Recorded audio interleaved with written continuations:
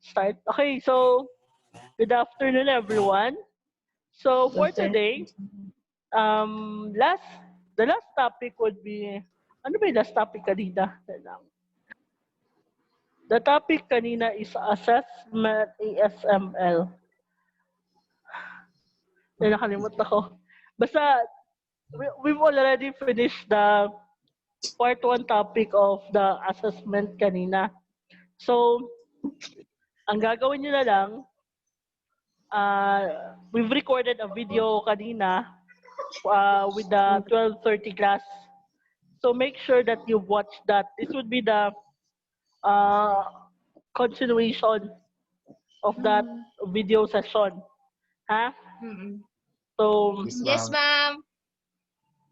So good afternoon, everyone. So for today, we would be talking about the outcome-based assessment.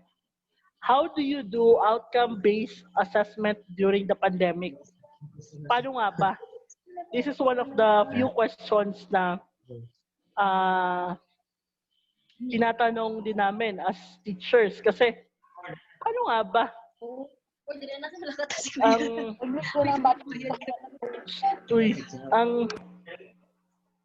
Ang assessment, di ba? As you could see, for your part, nanibago kayo. Ang hirap na nga, di ba? Every day, some of your teachers may pinapagawa sa inyo araw-araw, di ba? Araw-araw may pinapagawa. After that, tapos yung pagpasa pa minsan ng ng activity, ano yung pagpasa ng activity? Minsan araw-araw, minsan every 2 days, minsan every 3 days. Pero okay na rin 'yon, 'di ba? At least masasanay rin tayo. Sa una lang naman yan mahirap, pero sa susunod na mga is madali na yan siya. So, the outline of this discussion are the following. Number 1, what are the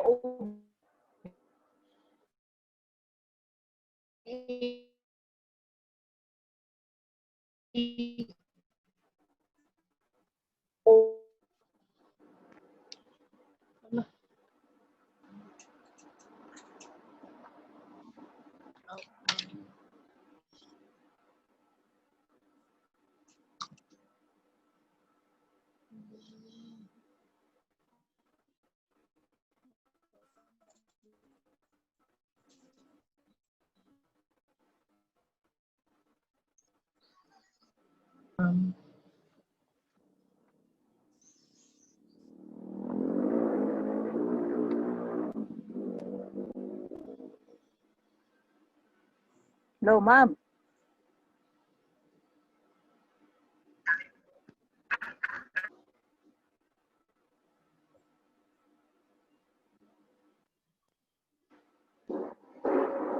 Good afternoon, ma'am. Good afternoon, ma'am. So, as you can see on your screens, we have a different Twitter from Caroline. Sabi niya, it's about teacher in the time of distance learning. Tapos, coronavirus and the great online learning experiment, counting of our education. Sabi naman ni Barbara, research say, So, let us, this is a looming enrollment crisis, diba? Much of the education society wants to continue education, pero wala tayong magagawa kasi we have the looming question, yung crisis. Will the enrollment, masusustain pa ba yung enrollment o hindi na? Yun yung number 1 question, lalo na sa mga private institution. Because, sabi nga, di ba, if you don't have enrollees, ano ipapasahod mo sa mga teachers mo? And yun, isa yun sa mga problema. But also one of the biggest problem, the teachers. The teachers shift of role. Hindi lang siya classroom teacher. The teacher also becomes what? The online instructor. So question, based on your own capacity as of now, Kaya nyo ba maging online instructor? Yes or no? No, ma'am. No. As of No the pa, moment, ma'am. ma'am. No pa, ma'am. Not yet ready. Patingin niya ako. Please, Yan, Nika. show your thumbs up kung ready, thumbs down kung hindi. Ay, Diyos ko, thumbs down. Uy! Uy, mga pilingan, may nag-thumbs up. Uy, Si I'm Lester, very ma'am. Si proud. Lester. Si Lester, ma'am. I'm very proud of those people na nag-thumbs up. Isa ka ng Wara. alamat. Alamat. Alamat ka. Isang alamat. Isa kang alamat na sanin. So, isa ka na pong alamat. So, ito siya ha. Some of the people are keep on saying this. Are we in for a grand experiment? Yes. Diba? Everything is experiment because this is the new normal. Although some countries are adapting this new normal, pero tayo, yes, we have the MCM sa Davao, God. Ano nga yung sa Davao Saan na na siya, ma'am? MCM? Yung pangmayaman na paaralan sa Davao. Mapua ka, basta yung Mapua School MCM, God. Miss Tagatched, ano yung MCM ng Davao? Basta sila kasi nag-online, nag-distance learning na sila. And they're paying around 70,000 per semester. Pero online class sila. So, Mapua School kasi yun. Nakalimutan ko ng pangalan nun. But, let's hope na yung online teaching natin is very good tayo. So, hopefully tayo rin. Ma'am, Malayan College of Mindanao. Yun. Malayan College of Mindanao, Mapua School. Yes. If you have time, you check their promotional video. Malula ka. Grabe. So, kilala dito taon to, di ba? Who's this? Jack Ma. Si Jack Ma, di ba? He's one, yung may-ari ng Alibaba. One of the richest person in the world. So, anong sabi ni Jack Ma? What did Jack Ma say? For people in the business, 2020 is just a year of what? Ano na ang 2020? Stay alive. Stay alive. 2020 is just a year of just need to stay alive. Don't even talk about your dreams, your plans. Just make sure that you stay alive. If you can stay alive, pwede paki-off muna na. Importante buhay. Paki-off muna ng mga microphone.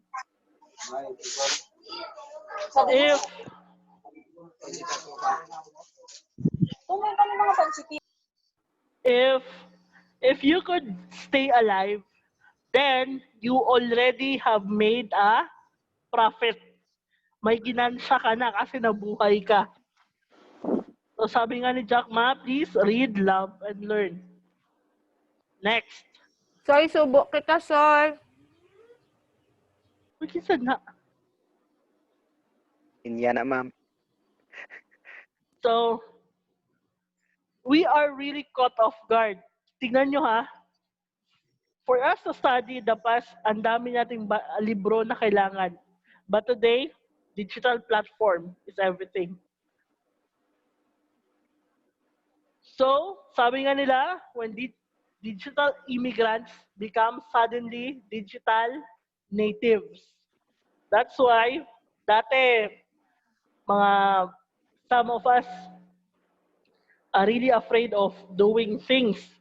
Hanggang cellphone lang tayo. But for today, we are really exploring everything. Kaya nga, hindi na tayo nanonood ng TikTok. Nagti-TikTok na rin tayo.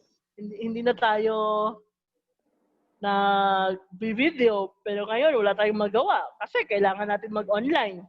So that's why we become digital natives. Next. So please remember, ito siya, always remember this. We are like the sail of the sailboats. Adjust, retool, reinvent teaching, learning, and assessing. Make sure that every time, kasi nga, hindi natin alam, di ba? There's always what we call the wind of change. Make sure that you adjust your sail from time to time. Kasi hindi natin alam yung dapya ng hangin. Saan tayo dadalhin? So, number one OBA challenge, transitioning from to online learning. This is one of the challenge. So, what is the role of the instructor? The instructor's role online is what? To active. Make sure that you have active instruction online. Small presence online or none. No presence online. Ano ba kayo? Ano bang online presence nyo? Question. Make sure that you are what? You have active instructions online. Kasi kung hindi ka active, ano mangyayari sa klase mo? Please make sure that online learning synchrony. Meron tayo tinatawag na asynchronous, synchronous, and we have the blended. Yung dalawa yung ginagamit. So what is asynchronous learning? You've been listening to this thing.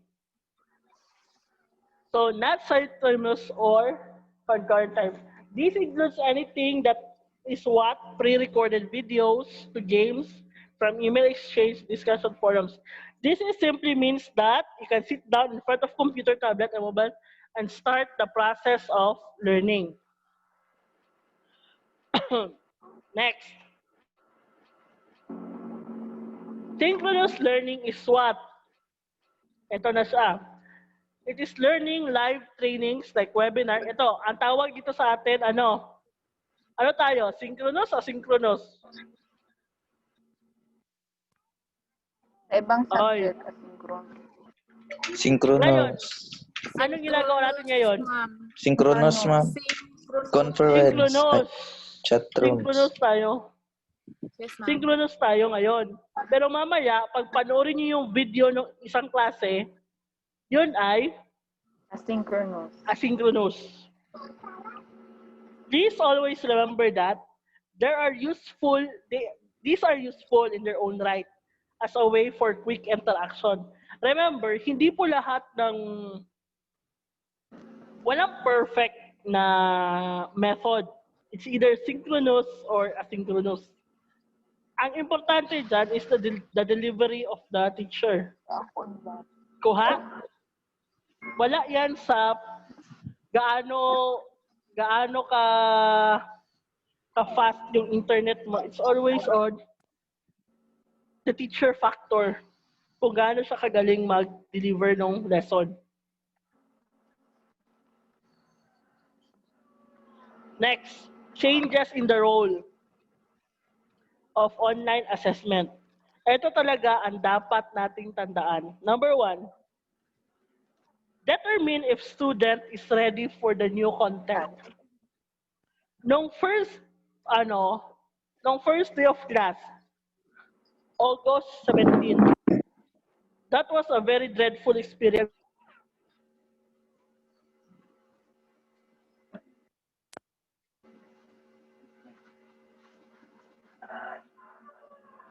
It was a very dreadful experience for you, di ba? Kasi, ano nangyari sa inyo? Some of you have classes, nag-orientation lang si sir. Di ba? Nag-orientation lang si ma'am. Pero, meron talagang masakit na nangyari. Your teachers have already, first day of class pa lang, you were already bombarded with different activities. And nagkaguliyan pa mo, kay wala mo kabalo, unsaon pagpasa. Diba? There was an orientation given, but that orientation was not enough. And that was not enough. And also, baka yung iba sa inyo, hindi rin talaga nakinig doon sa orientation. That's the sad part kasi yung iba hindi talaga nakinig sa orientation. Next. Tell system how to support a student's instruction. Question. Ilang weeks na ba tayo nag-psychology? Are you adapting very well? Some of you are adapting very well. And some of you feels like what? Giving up. But hopefully, walang mag-give up. Next. Provide student or teacher with information about the learning state. Kumusta yung learning state ninyo ngayon?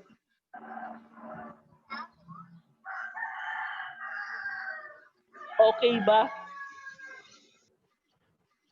Baka naman, ang iba sa inyo, nag-sustiner-mantiner na lang. But hopefully, hindi tayo ganyan. And ito pa yung problema. How are you graded? How would you be graded? Paano kayo gagraduhan? Kayo nga mismo, hindi nyo alam ano ipapasa nyo. Next, identify students at risk of failure. So question, are you at risk today of failing? Ilan na ba sa inyo ang parang magsabi na, oh my God, I feel like I'm giving up? Or you say, matapos pa kaya na ako ako mga activities? Because some of you have very, naman, diba? Ang activities, especially the fourth year, ang daming activities. Nakita ko yung mga activities ng mga teachers nyo. Wagas. So, no comment na lang tayo dyan.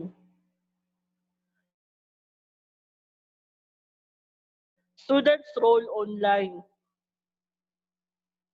Do you even listen? Yes, you listen because wala kayong choice. Lalo na sa subject ko. Question on the second part. Are you even reading kung ano yung pinopost ng mga teachers nyo? Yes or no? No. Ma'am Judger. Yes, oy. Yes. Some of you are not really reading it. Some of you are just looking for the answer. Nagsiskim lang kayo. Kasi, okay, answer na to. Ito na, wala na. But you are not really reading it. Next. Do you even complete problems or answer the questions? Yes, for example, I would say today, okay class, after this session, please pass all the activities. Please pass your portfolio. Ilan lang sa inyo ang makakapasa ng portfolio today? Ang tanong, may maipapasa ba? Ninya, may pasa ka ngayon, wala? Wala man po yung module 4 and 5, ma'am. So, module 3 lang yung nagawa ko hanggang module 1 to module 3. Miss, Sadio. Module, natapos mo, Sadio? Sadio. Nag-freeze si Sadio. Miss Pahardo. Pilay mo mapasa na module? Sa module 1 pa lang ako, ma'am. Di ko po ako tapos. Yeah, promise. Sorry, I have a lot of Miss, things to do Miss, talaga. Miss ano? Miss Ugan, Yes, ma'am. ilang modules ang makaya mo ipasa? Honestly, ma'am, wala. Mag-start pa lang ko, ma'am. So, what if, malam ko magpasa ka mo today? So, wala yung makapasa, di ba? So, Opo. make sure that this is a lesson to you. Do not, porket binibigyan kayo ng chance, huwag niyo masyadong abusuhin. Yes, ma'am. So, next is collaboration with peers. I don't really believe that nagkakaroon pa, siguro may collaboration pang nangyayari, but it's not the same as before. Kasi hindi naman kayo nagkikita-kita, diba? Hindi na kayo nagkikita-kita. The collaboration is very minimal. Para ng kanya-kanya. But it's not good to do that. Make sure that there's also collaboration from time to time because it's not good that you don't talk with each other. Masyado na kayo nagkakaroon ng individualism. It's also great to work collaboratively from time to time. Next. So, we would be talking about e-learning. What is the effective online education requires investment ecosystem to support learning? Ano nga ba yung mga kailangan talaga? Next. OBE principle. So, let's review. OBE means, outcome-based education. It incorporates the different, mastery-based learning, but it goes much further than scholar. It looks on what the students learn and why do they learn. So please remember that it's always the students first. What do my students need to be able to succeed? How do I challenge them to love learning not just the grades? So first, ano ang gagawin?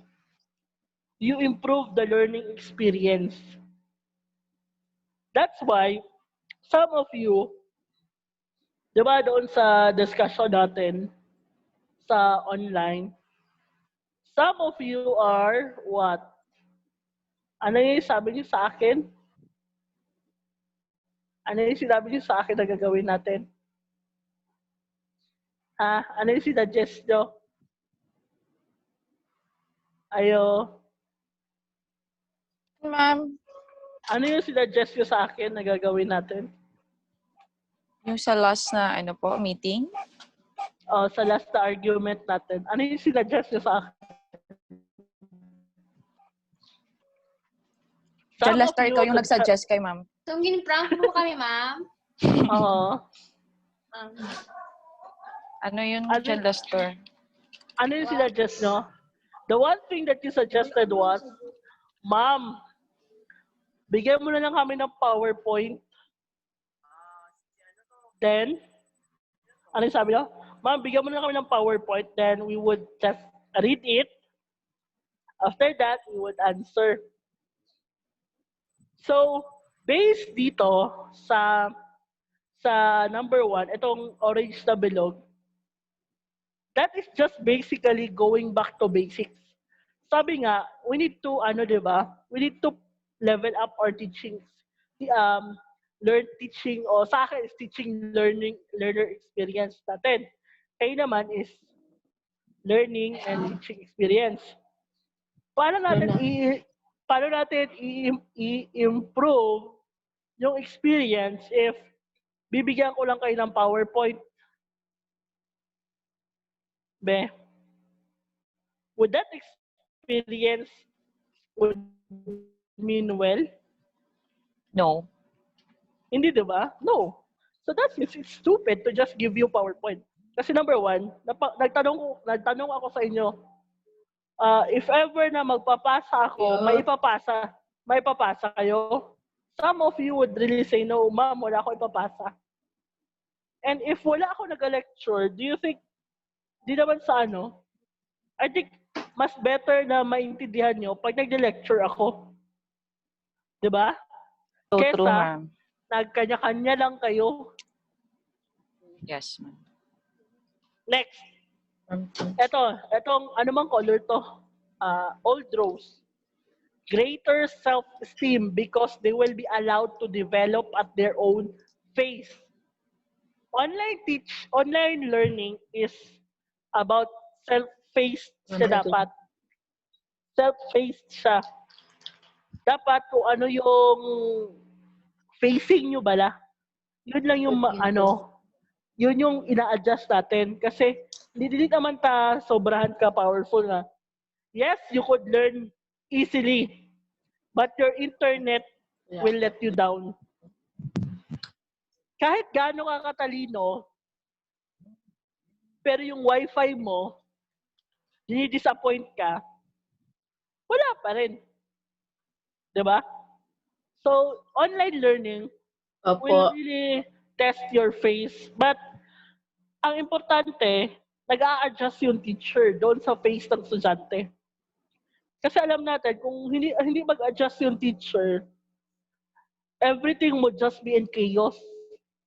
Hindi natututo yung estudyante. Ang natuturuan niya lang, paano magpraning, paano magpanic. Diba? It is not it is not learning. It's just running around in circles. Kasi wala naman kayong ginawa kung mapraning at magpanic. Wherein, the main purpose of online learning is what? It should develop students' self-esteem. You would become very confident na, ay, kaya ko tong online class na to. Next, you would be trained to work effectively in groups. Sige lang, sa sunod gagawin natin yan. Isang semester naman to. Madami pa tayong gagawin. So you would be what? Trained to work effectively in groups. May mga exercises akong naka-prepare actually in the future pa naman nun. Para siyang group discussion na parang nasa classroom na talaga tayo. And you would be surprised na, kasi nga minsan, practice lang to, diba? Kasi ako yung nagsasalita, kayo yung nakikinig. Although there are some interaction, hindi talaga siya yung interaction na nasa classroom.